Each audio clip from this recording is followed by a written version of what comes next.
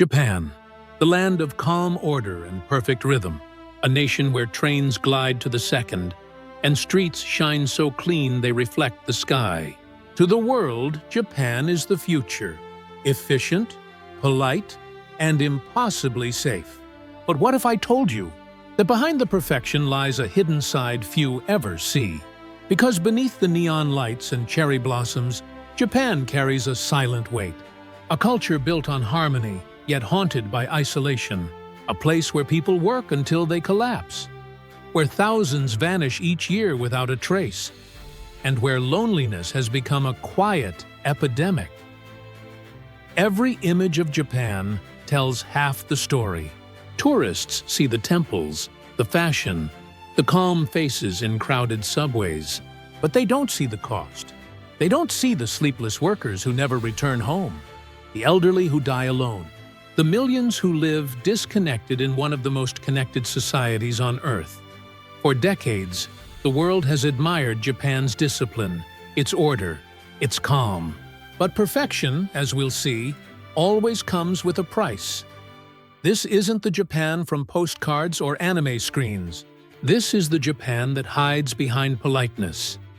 A nation of quiet suffering, extraordinary beauty, and secrets buried beneath silence.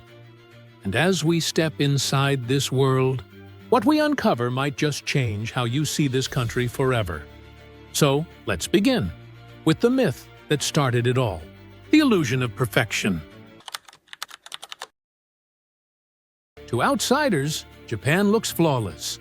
Streets are spotless, trains glide on schedule, and crime feels almost non-existent. It's a world that seems too perfect to be real. But here's the truth. Much of this perfection is a performance. From childhood, Japanese citizens are taught one rule above all. Never disrupt harmony. Every smile, every bow, every carefully chosen word is part of an unspoken contract. To maintain peace, even if it means hiding your pain. Mistakes aren't just frowned upon. They're feared. In a culture where appearances define worth, failure becomes shameful. Students are pushed to achieve flawless grades. Workers are expected to show up early, stay late, and never complain. Even at home, children learn to read the air, to sense emotions without speaking. Over time, people stop expressing how they really feel. Authenticity gives way to obligation. And so, Japan's perfection isn't the absence of flaws, it's the art of hiding them. Behind the calm smiles are sleepless nights, quiet anxiety, and the crushing pressure to never let others down. It's harmony, built on silence, but this silence has a cost. Because when a society worships perfection, something human is lost. And nowhere is that cost clearer than in the phenomenon known as Karoshi, death by overwork. In Japan, hard work isn't just admired, it's sacred. Dedication is seen as a duty. But when that devotion goes too far, it turns deadly. The Japanese even have a word for it. Karoshi, death by overwork. It sounds impossible, but it's real. Every year, thousands of employees collapse from heart attacks, strokes, or suicide caused by exhaustion. In some offices, people sleep at their desks rather than go home. Many workers clock over 100 hours of overtime each month, yet they still bow to their managers before leaving. The tragedy runs deeper than exhaustion. In Japan, quitting is shameful. Leaving before your boss does is considered rude. So employees stay, silently sacrificing health and family for reputation. The government once admitted that more than 20% of workers are at risk of Karoshi, but experts say the real number is far higher. Behind Japan's sparkling skyline lies a workforce running on fumes, driven by fear of failure and the desire to belong. For many, the office becomes a second home, and sometimes the place they die.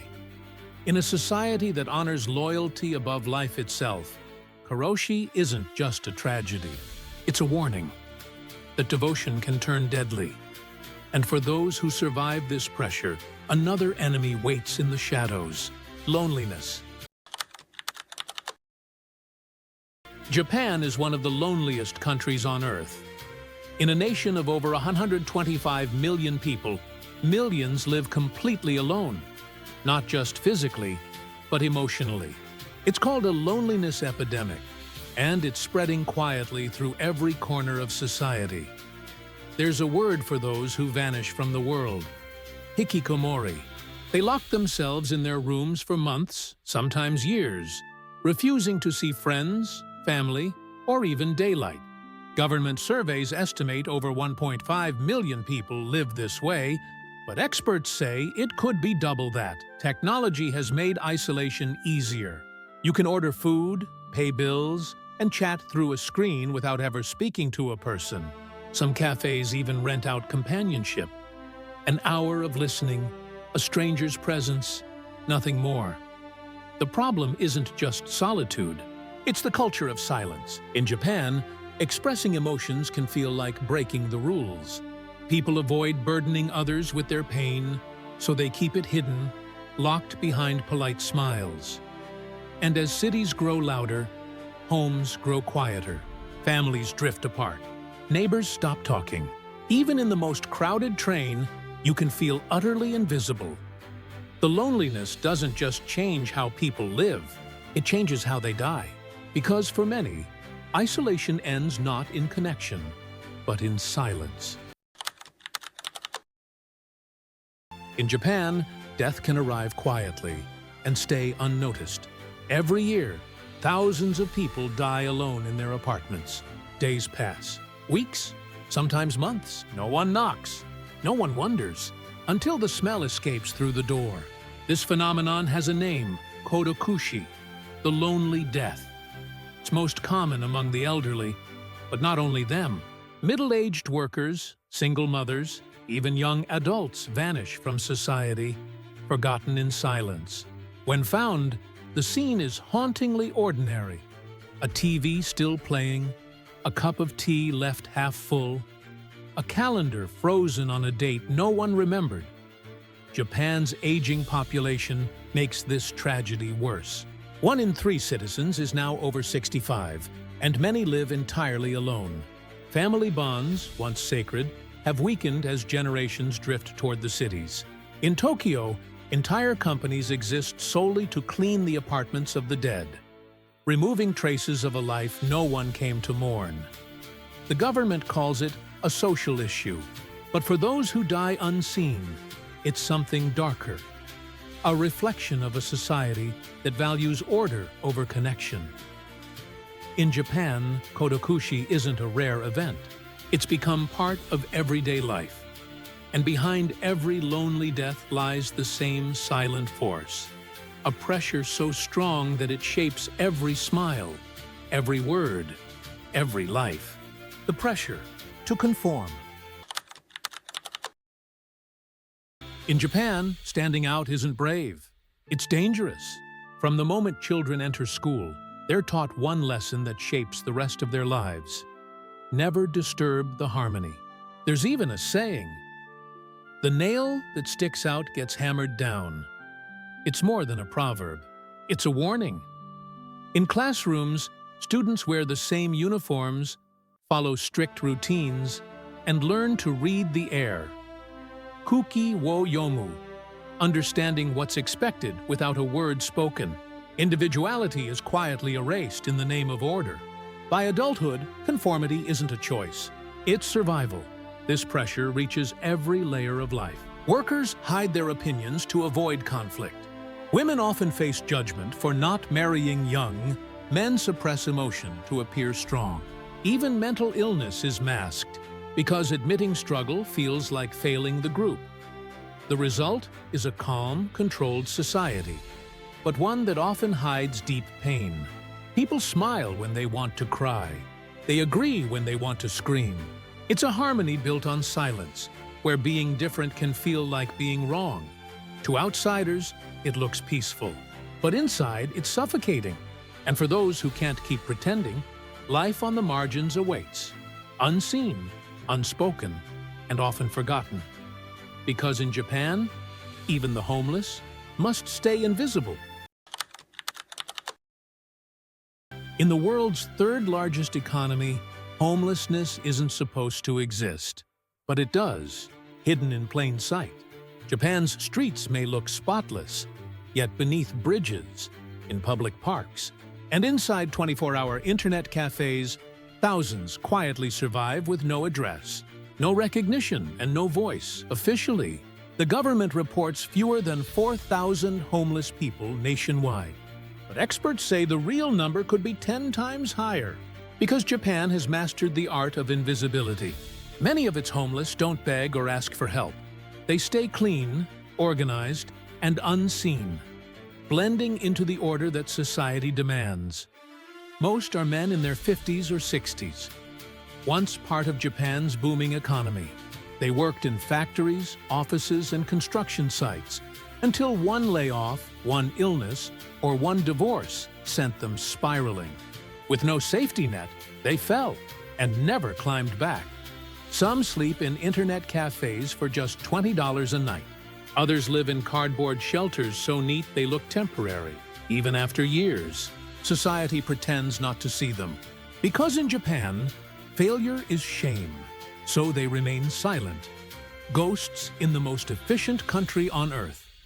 And while Japan hides its homeless, another crisis spreads in the shadows.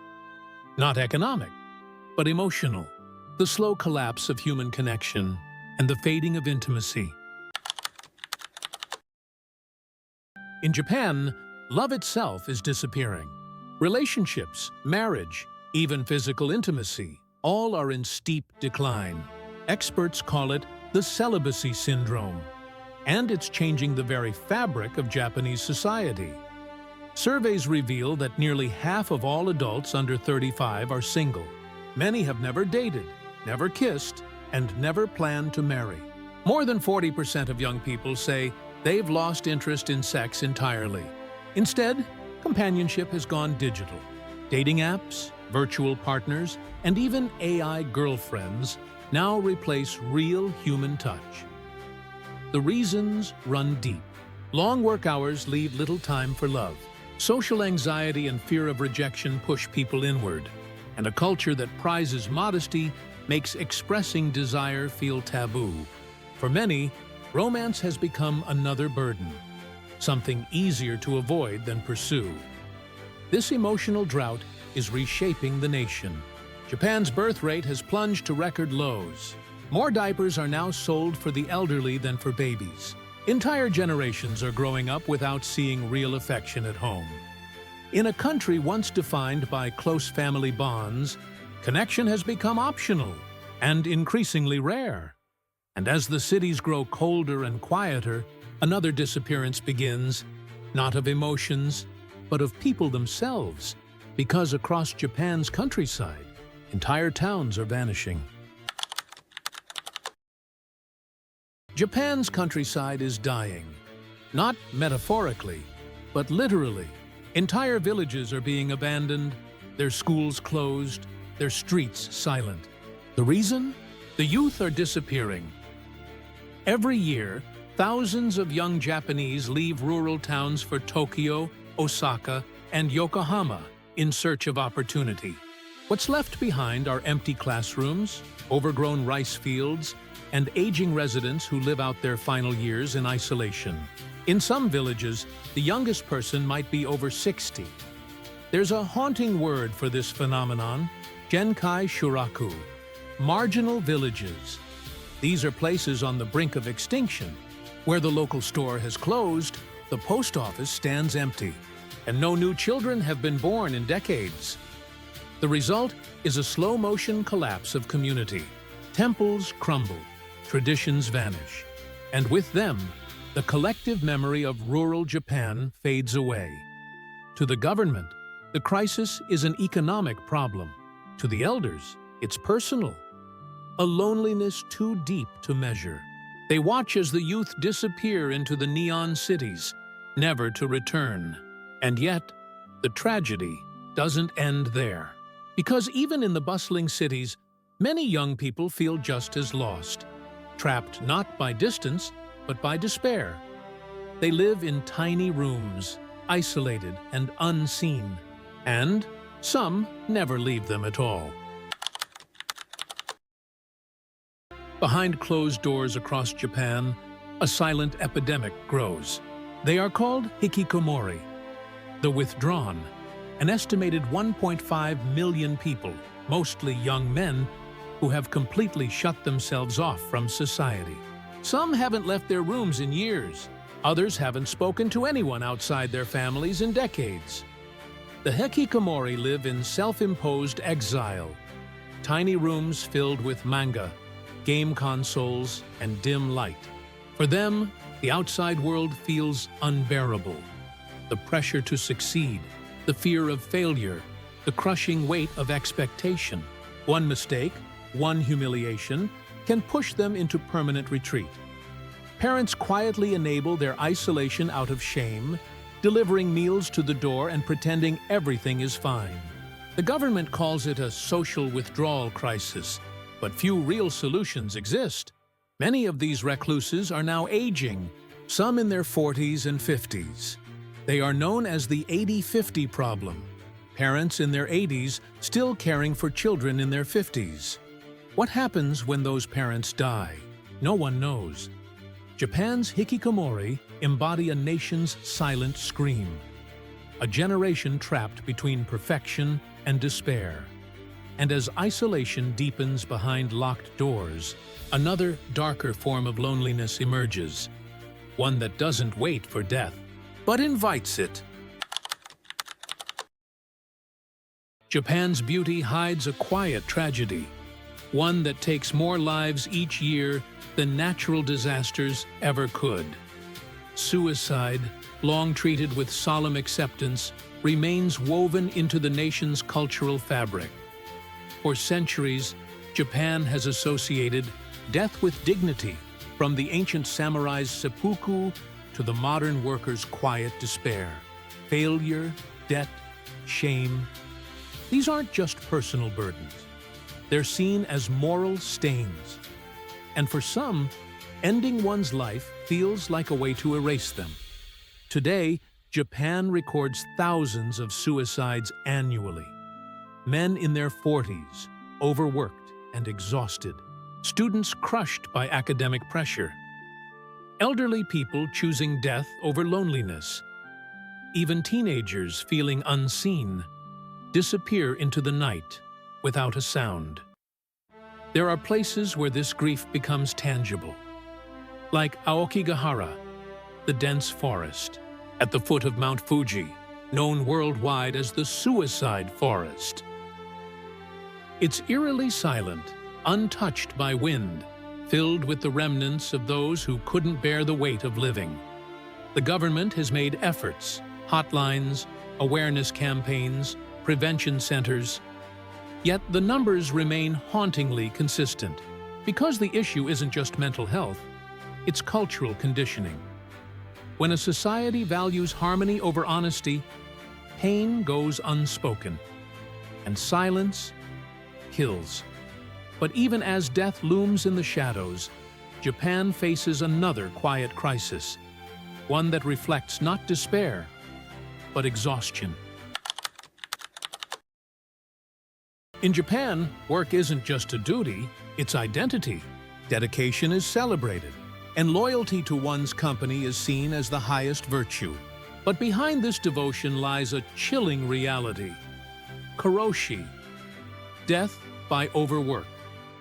Every year, thousands of Japanese workers die from heart attacks, strokes, and suicides linked to exhaustion. Some collapse at their desks after 90-hour work weeks. Others simply vanish, consumed by endless overtime and silent despair. It's not an exception. It's a national epidemic. In Japan's corporate culture, leaving before your boss is seen as disrespectful. Taking vacation is shameful. Sleep becomes a luxury, family an afterthought. The fluorescent lights of Tokyo's office towers stay on deep into the night, glowing like silent tombs for the living. What's worse, many of these deaths are not seen as failures. They are honored as sacrifice, Dying for one's company is treated with quiet respect, a tragic extension of Japan's deep-rooted work ethic. Even when the government imposed limits on overtime, companies found ways around them. Because for Japan, work is not just about money, it's about purpose. And when purpose turns to pressure, the human body becomes the price. But not everyone breaks from overwork. Some break from something even deeper, a life lived in complete isolation. In Japan, silence is everywhere. On the trains, in cafes, even at home. But behind that quiet lies something darker. A loneliness epidemic spreading through every generation. Over 9 million Japanese now live completely alone. Many go weeks, even months, without a single human conversation. There's a word for those who vanish from society, Hikikomori, people who lock themselves in their rooms for years, surviving on the internet, deliveries, and routine isolation. Technology was meant to connect Japan. Instead, it built invisible walls. Robot pets replace animals. Virtual partners replace love. Cafes rent fake friends by the hour. And some companies even provide hug services because touch has become a luxury. Loneliness isn't just emotional, it's deadly. Studies show it increases the risk of death as much as smoking 15 cigarettes a day. And yet, in Japan, loneliness is not a scandal. It's normal. You can walk through the heart of Tokyo, surrounded by 14 million people, and feel completely unseen. In a culture where emotions are hidden and vulnerability is shameful, solitude has become a silent epidemic no one talks about. And sometimes, that silence lasts forever. Because for thousands every year, loneliness doesn't just isolate, it kills. In Japan, death can be quiet. So quiet, no one notices. Every year, thousands of people die alone in their homes, undiscovered for weeks, sometimes months. This is called Kodokushi, which means lonely death. It happens so often that Japan has companies whose only job is to clean the apartments of the forgotten. They arrive in silence, wearing hazmat suits, removing what's left of a life erased by loneliness. Most victims are elderly, but not all. Some are middle-aged workers who lost their jobs, their families, or their will to be seen. When rent stops coming, the landlord knocks. When no one answers, the truth is found. Too late. The government now tracks Kodokushi cases, but the numbers are still underestimated. In Tokyo alone, more than 4,000 people die alone each year. And the reason isn't poverty, it's isolation. Neighbors avoid involvement, families drift apart, and community bonds have dissolved. In a society that values privacy over connection, dying unseen has become tragically normal. For many, Kodokushi is the final chapter of a silent life, a life lived by the rules, ending in a room no one enters until the smell reaches the hallway. And the saddest part? In Japan, this isn't seen as shocking anymore. It's seen as ordinary. In Japan, conformity isn't just encouraged, it's enforced. From childhood, the message is clear. Stand out, and you will be punished. There's a famous saying, "The nail that sticks out gets hammered down." It sounds simple, but it shapes every part of Japanese life. Children wear identical uniforms. Students follow identical paths. Workers dress the same, speak the same, even bow the same. Individuality is quietly erased for the sake of harmony. The result is a society that runs perfectly, but at a terrible cost. Creativity suffers. Mental health declines. People hide their true feelings just to fit in. The constant fear of being judged, hito no mi, the eyes of others, controls everything from how you dress to how you talk. Even success can be dangerous if it makes others uncomfortable. This pressure to conform builds a quiet kind of fear, the fear of being different. And that fear turns people into ghosts of themselves. blending in so perfectly they almost disappear. Japan's peace comes not from freedom, but from obedience. And the more perfect it looks from the outside, the more suffocating it feels inside. Because in Japan, survival often means silence, and silence always has a cost. Walk through Tokyo's spotless streets, and you might think homelessness doesn't exist. But look closer, behind train stations, under bridges, in quiet parks, and you'll find a hidden world. Japan's homeless population is invisible by design. Officially, there are around 4,000 homeless people nationwide. Unofficially, experts say the number is far higher. Tens of thousands who live in internet cafes, 24-hour restaurants, or capsule hotels. They're called the net cafe refugees. People who work low-wage jobs by day, then rent a cubicle at night because they can't afford rent. Most are men in their 40s, 50s, or older. Many once held stable jobs during Japan's economic boom, until layoffs and automation erased their futures. In a society that ties identity to employment, losing your job often means losing your dignity. Asking for help feels like shame, not survival. So they vanish, quietly, into the cracks of a country obsessed with perfection. The government keeps them out of sight, and the public pretends they aren't there. In Japan, failure is hidden, not forgiven, and that's why the homeless remain invisible. Ghosts walking among glass towers and neon lights, living proof that even in the world's most organized society, some are simply left behind. Japan, a nation of contradictions, where beauty and discipline meet silence and sorrow, where trains run to the second, but hearts drift apart. We admire Japan for its order, its respect, its calm perfection. But the truth beneath that calm is far more human and far more fragile. Every polished street hides a quiet struggle. Every polite smile conceals untold pressure. For all its progress, Japan remains haunted by what it cannot express. Emotion, individuality, imperfection. Yet within that silence, there is resilience, a quiet strength that refuses to vanish. The elderly who endure solitude with dignity, the young who defy tradition in search of freedom, the workers who still believe that tomorrow can be better. Japan is not just a country, it's a mirror.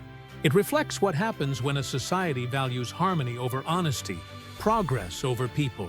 And in that reflection, we see ourselves, our own pursuit of perfection, our own fear of failure. So the next time you see Tokyo's glowing skyline or hear the gentle bow of respect, remember, behind that serenity lies sacrifice. The shocking truth about life in Japan isn't that it's broken, it's that it's human. Perfection, after all, always comes with a price.